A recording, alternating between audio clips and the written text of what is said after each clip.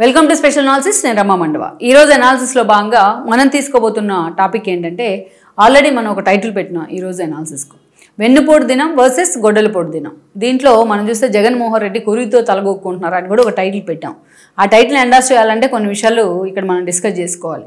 ఎందుకు ఆ స్థాయిలో ఇది ట్రెండ్ అవుతూ ఉంది ఈరోజు. ఎప్పుడైతే జగన్మోహన్ రెడ్డి కూటమి ప్రభుత్వం రేపు 4వ తేదీకి 4 ఏళ్ళు మొత్తం ఏడాది పూర్తి చేసుకోబోతుంది. 4వ తేదీన ఆ రోజు కూటమి ప్రభుత్వాన్ని ఎన్నుకొని అధికారంలోకి తీసుకొచ్చారు. సో ఏడాది ప్రభుత్వం, తన కూటమి ప్రభుత్వం ఏడాది పాలన పూర్తి చేసుకుంది. అందుకనే జగన్మోహన్ రెడ్డి ఒక నిరసన కార్యక్రమాన్ని చేపట్టాలి కాబట్టి ఒక నిరసన కార్యక్రమాన్ని తీసుకున్నారు. సో యాక్చువల్గా వాళ్ళ వైఫల్యాన్ని చెప్పొచ్చు, ఆయన ప్రెస్ మీట్ పెట్టో లేకపోతే జనంలోకి వచ్చో వాళ్ళ కూటమి ప్రభుత్వం ఏడాదిగా ఏ వైఫల్యాలు ఉంది, వేటిని సరిగ్గా అడ్రస్ చేయలేకపోయింది, అందులో ఒకవేళ అడ్రస్ చేస్తుంటే వాటిలో ఉన్న లోపాలు ఏంటి అనే అంశాన్ని జగన్మోహన్ రెడ్డి జనానికి వివరించే అవకాశం ఉంటుంది, ఆయన పార్టీ నేతల ముందు మాట్లాడే అవకాశం ఉంటుంది, ప్రజల్ని అడ్రస్ చేసుకునే అవకాశం చాలా ఉంటుంది. కానీ జగన్మోహన్ రెడ్డి మాత్రం కూటమి ప్రభుత్వం ఏర్పడ్డ రోజునే ఒక వెన్నుపోటు దినంగా, అంటే కూటమి ప్రభుత్వం అధికారంలోకి వచ్చింది, ప్రమాణ స్వీకారం రోజు కాదు అది, ఎందుకంటే జూన్ 4న రిజల్ట్స్ వచ్చాయి. సో అందుకనే ఈ రోజున 24 ఇదే రోజున జూన్ 4న రిజల్ట్స్ రావడం జరిగింది. కూటమి ప్రభుత్వం అధికారంలోకి వస్తున్న మ్యాండేట్ ఆ రోజు క్లియర్ కట్గా వచ్చింది. సో జగన్మోహన్ రెడ్డి ఈ రోజునే ఏడాది అవుతుంది కాబట్టి జూన్ 4వ తేదీనే వెన్నుపోటు దినం అని కూడా ఆయన నిర్ణయించుకున్నారు. నిర్ణయించుకోవడమే కాదు, మొత్తం ఏదైతే కాన్స్టిట్యున్సీల వారీగా ఈరోజు ఒక ధర్నా నిర్వహించాలి, ఆ నిరసన కార్యక్రమంలో అందరూ కూడా పాల్గొనాలి అని చెప్పడం జరిగింది. ఇక్కడే ఒక కన్ఫ్యూజన్ ఉంది. ఎందుకంటే వెన్నుపోటు దినం అని చెప్పారు కానీ నిజంగా ఒక ప్రజా సమస్యలను, లేకపోతే పలానా డిఎస్సి ఇష్యూనో, పలానా పెన్షన్సో, లేకపోతే ఇంకోటో కూటమి సర్కార్ ఫెయిల్ అయింది ఈ విషయంలో ఒక ఇష్యూని తీసుకుంటే అది చాలా సీరియస్గా చాలా జనంలోకి వెళ్ళే అవకాశం ఉంటుంది. కానీ జగన్మోహన్ రెడ్డి తీసుకున్న ఇష్యూ చూసినట్లయితే వెన్నుపోటు దినం అని చెప్పి కూడా ఆయన తీసుకున్నారు. ఈరోజు చంద్రబాబు నాయుడు కూడా గతంలో మనం చూస్తే ఎప్పుడైతే బీజేపీతో ఆయన డిఫర్ అయ్యారో ధర్మ పోరాట దీక్షల పేరుతోని మొత్తం రాష్ట్ర వ్యాప్తంగా మ్యాక్సిమం అన్ని కాన్స్టిట్యున్సీలని కవర్ చేస్తూ, అన్ని జిల్లాలను కవర్ చేస్తూ ధర్మ పోరాట దీక్షలు చేయడం జరిగింది. అంటే ఒక ఇష్యూని జనంలోకి తీసుకెళ్లే క్రమంలో ఇండివిజువల్గా ఏ ప్రత్యేక హోదా అంశాన్నో తీసుకుంటే అది చాలా గట్టిగా జనంలోకి వెళ్ళే అవకాశం ఉండేది.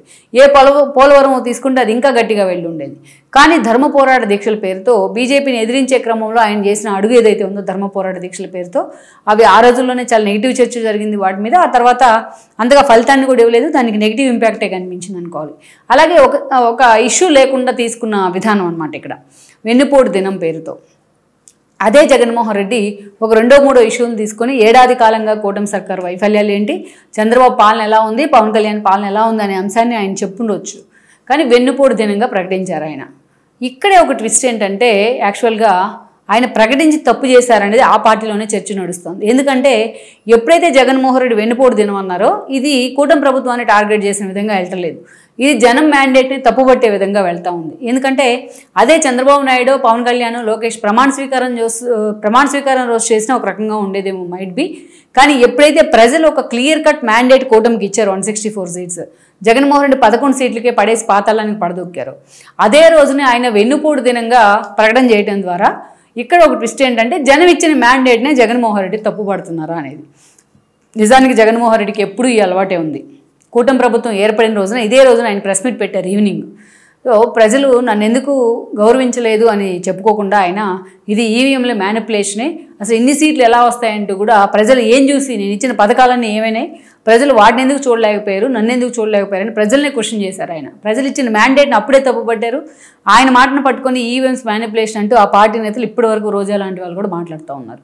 సో ఆ క్రమంలోనే ఈరోజు కూడా సంవత్సరం అవుతున్నా కూడా జగన్మోహన్ రెడ్డి తన యాటిట్యూడ్ మార్చుకోవట్లేదు. ఇంకా వెన్నుపోటు దినం పేరుతోని ఆయన ప్రభుత్వ వైఫల్యాలను ఎన్నుకుంటే బాగుండేది, కానీ ఎవరు వెన్నుపోటు పొడిచారు అనేది ఇక్కడ ఒక ట్విస్ట్ ఏంటంటే, తన 11 సీట్లే ఇచ్చారు కాబట్టి, తనకి ప్రజలు వెన్నుపోటు పొడిచారు కాబట్టి దాన్ని వెన్నుపోటు దినంగా ప్రకటించుకున్నట్టు ఒక మీనింగ్ అయితే వెళ్తుంది జనంలోకి.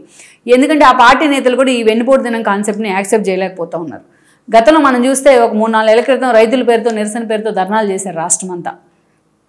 10 కాన్స్టిట్యున్సీలు కూడా పట్టుమని 10 మంది నేతలు పాల్గొనలేదు. సో ఈసారి మరి వెన్నుపోటు దినాన్ని చాలా గ్రాండ్గా నిర్వహించాలి, మొత్తం ఆ సెగేళ్ళు కూడా ప్రభుత్వాన్ని తాకాలి అని కూడా జగన్మోహన్ రెడ్డి చాలా సీరియస్గా సమీక్షలు నిర్వహిస్తూ ఉన్నారు. కానీ ఆయన ఎన్నుకున్న ఒక ట్యాగ్ లైన్ కానీ వెన్నుపోటు దినం పేరుతో అది ప్రజల మ్యాండేట్ని తప్పుపట్టే విధంగా జగన్మోహన్ రెడ్డి తీసుకున్న విధానం అయితే జనంలోకి వెళ్తూ ఉంది. లేకపోతే తనకి వెన్నుపోటు పొడిచారా ప్రజలు అన్న విధంగా ఆ మ్యాండేట్ తీసుకున్నట్టుంది జగన్ ఇచ్చిన ట్యాగ్ లైన్.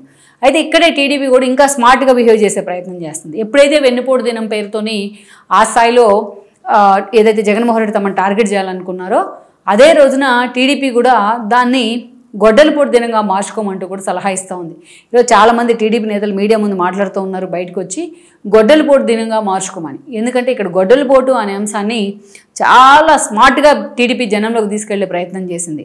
ఎప్పుడైతే 2014లో ఎన్నికలకు ముందు కరెక్ట్గా జగన్మోహన్ రెడ్డి సొంత బాబాయ్ ఆయన ఇంట్లోనే చనిపోయారు, చనిపోవడం కాదు మర్డర్ చేశారు ఆయన ఇంట్లో సొంత మనుషులే, అది మొత్తం టీడీపీ మీద దోసే ప్రయత్నం జరిగింది.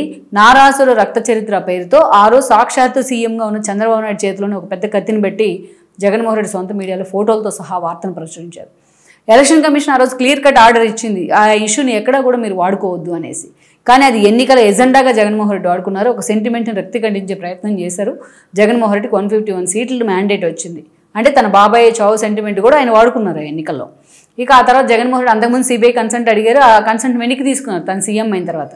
అందుకే సునీత లాంటి వాళ్ళు కూడా ఆయన మీద డిఫర్ అయ్యి ఏకంగా భాస్కర్ రెడ్డి అరెస్ట్ దాకా కూడా ఇష్యూ వెళ్ళడం జరిగింది. వైఎస్ అవినాష్ రెడ్డి అరెస్ట్ కూడా ఆ స్థాయిలో ప్రచారం జరిగిన ఆయన తప్పించుకున్నారు కొన్ని ఈక్వేషన్స్లో, అది వేరే విషయం. అలా సో అప్పటి నుంచి కూడా జగన్మోహన్ రెడ్డి అధికారంలో ఉన్న ఆ 5 ఏళ్ల పాటు వివేకానంద మర్డర్ కేసుని ఎంత తొక్కి పెడదాం అనుకున్నా అంతకంటే ఎక్కువగా అది బయటకు వచ్చిన పరిస్థితి. సునీత షర్మిల కలిసి ఎప్పుడైతే జగన్మోహన్ రెడ్డి ఈ విషయంలో టార్గెట్ చేశారో అంతకంటే ఎక్కువగా కూటమి సర్కార్ కూడా అప్పుడు చంద్రబాబు నాయుడు కానీ లోకేష్ కానీ పవన్ కళ్యాణ్ అంతే టార్గెట్ చేస్తూ వచ్చారు. గొడ్డలిపోటు ఎవరిది అంటూ కూడా వాళ్ళు పుస్తకాలు ముద్రించిన సందర్భం ఉంది. సొంత బాబాయ్ గురించి ఆయన కూతురే బయటకు వచ్చి జగన్మోహన్ రెడ్డి చేతులు రక్తంతో తడిచి ఆయన మాట్లాడుతుంటే అది ప్రతిపక్షాలకు ఆయుధంగా మారకుండా ఎలా ఉంటుంది, ఆ రోజు మారింది. ఆ స్థాయిలో జగన్మోహన్ రెడ్డి ఆ తాడేపల్లి లింకులు కూడా అన్నీ బయటపడ్డాయి. ఆయన ఓఎస్డీ అని కృష్ణమోహన్ రెడ్డి, అదేవిధంగా భారతీ పిఐ నవీన్ రెడ్డిని కూడా ఆ రోజు పోలీసులు విచారించిన పరిస్థితి అయితే ఉంది ఆ కేసులో, వివేకానంద కేసులో.